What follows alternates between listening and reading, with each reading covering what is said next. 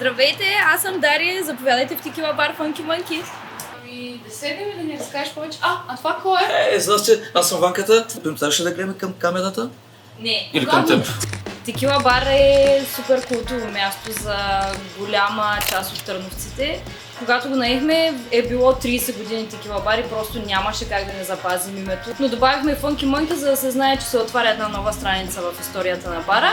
Понеже ние сме коктейл бар, това е нашата главна цел. Повратната точка беше 2019 година, когато спечелихме наградата най-добър коктейл бар на Бакус. Поработих на няколко места и просто усетих в мен желанието, че много искам да създам място, което да следва своя собствен ритъм и да изградиме абсолютно всеки един дребен, дори най-малък процес по мое виждане.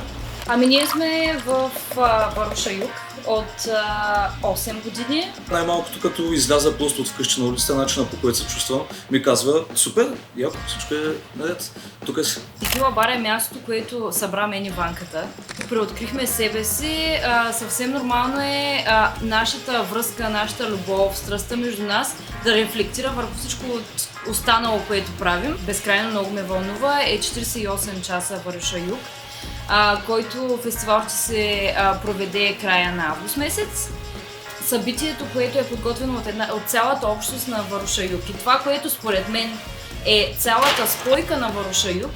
Правим събития заедно и това просто ще бъде кулминацията на всичко, което се случва в последните няколко години. Това е първото събитие, но в никакъв случай последното.